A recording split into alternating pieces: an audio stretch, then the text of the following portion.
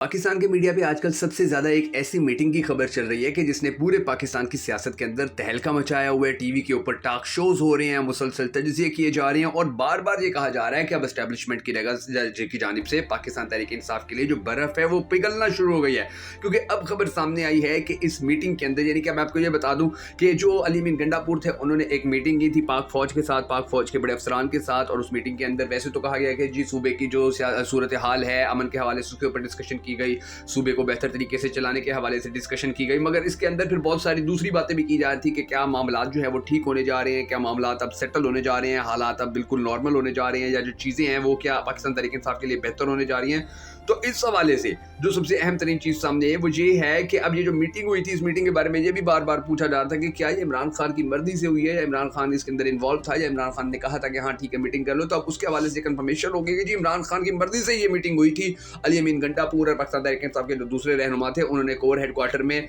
मुलाकात की थी, और फिर इस मुलाकात के फौरन बाद नजम सेठी का बड़ा अहम तरीन बयान सामने आ गया। उन्होंने कहा कि जी पीटीआई की ईद से पहले ही ईद होने जा रही है, और ऐसा लग रहा है कि अब इनके क्योंकि वाज़ेह तौर पर कह दिया कि ये केसेस जो थे पाकिस्तान तहरीक इंसाफ के चेयरमैन इमरान खान के ऊपर, ये तिनकों की तरह उड़ जाएंगे। ये नजम सेठी के अल्फाज हैं, और आप जानते भी हैं कि नजम सेठी जो बातें करते हैं, क्योंकि वो देखें नून लीग के भी बड़े करीब रहे, एस्टेब्लिशमेंट के वो बड़े करीब हैं, उनको बातें बहुत सारी बता दी जाती हैं, बहुत सारी बातें उन तक पहुंच जाती हैं। सलमान सफदर साहब ने भी कहा है कि जी अब इमरान खान के केसेस के अंदर से जो ऊंट था वो तो निकल गया, अब दुम बाकी रह गई, और ये भी निकल जाएगी, और बहुत जल्द इमरान खान पाकिस्तानी कौम के दरमियान में होगी। और फिर एक दिलचस्प बात जो अब सामने आई है वो ये है कि अब जो साइफर केस था उसमें दो ऐसी सजाएं दी गई हैं कि जो कभी इकट्ठी किसी केस के अंदर दी ही नहीं जा सकती थी, यानी कि दो सजाएं दी गई हैं, एक वो उनमें से एक सजा दी जा सकती थी, दोनों इकट्ठी सजाएं ये कभी मुमकिन ही नहीं, पाकिस्तान के आइन के अंदर ही नहीं है। मिसाल के तौर पर देखें, दो चीजें थी, या तो इमरान खान ने साइफर गुम किया था तो उसकी अलग सजा होती है, और या तो इमरान खान ने साइफर के अंदर लापरवाही की थी तो उसकी अलग सजा होती है। लेकिन अब इस केस के अंदर क्या होगा जी,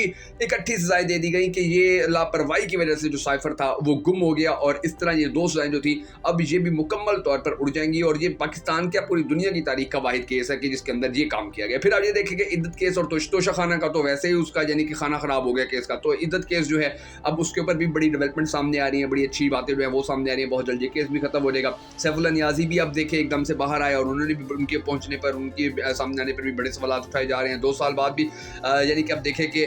2 साल हो गया पाकिस्तान तहरीक इंसाफ और जो हमारी इस्टेब्लिशमेंट थी उनके दरमियान जो राब्ते थे मुकम्मल तौर पर कट ऑफ थे, मुकम्मल तौर पर ख़त्म थे। तो ये अब 2 साल बाद यानी कि पहली बार ये जो इंटरेक्शन नज़र आ रहा है इसको बड़ा पॉजिटिव देखा जा रहा है, बड़ा मुस्बत देखा जा रहा है कि जो पाकिस्तान के हालात ठीक करने में बड़ा अहम किरदार अदा करेगा। फिर नजम सेठी ने अब ये भी कहा है कि जो जितने भी केसेस इमरान खान के ऊपर किए गए थे वो सारे केसेस करने का मकसद सिर्फ ये था कि इमरान खान को हर सूरत इलेक्शन से दूर रखना है, इसको इलेक्शन से आउट रखना है, और फिर इलेक्शन के यानी कि इसको नॉकआउट कर देना है, इसकी पार्टी को नॉकआउट कर देना है। लेकिन फिर वो इलेक्शन के दिन, क्योंकि 8 फरवरी को पूरा पाकिस्तान बाहर निकला है इलेक्शन को, फिर वो देखा आपने कि धांधली करना भी नामुमकिन हो गया, तो बड़ी ज़्यादा प्रॉब्लम्स जो थी, यानी कि जो प्लान थे वो सारे प्लान चौपट हो गए। अब फिर जो अगली बात है वो इससे भी ज़्यादा दिलचस्प है, और वो ये है कि नजम सेठी साहब ने ये भी साथ कहा है कि 2 साल कम से कम इमरान खान जेल से बाहर नहीं निकल सकेगा, यानी कि केसेस खत्म भी हो जाएंगे तो 2 साल जेल से बाहर नहीं निकल सकेगा। अब इस बात के अंदर क्या राज है ये तो बहरहाल ज़्यादा आने वाले वक्त के अंदर ही पता चलेगा, लेकिन कहा जा रहा है, तजज़िया निगार कह रहे हैं कि इसके अंदर दरअसल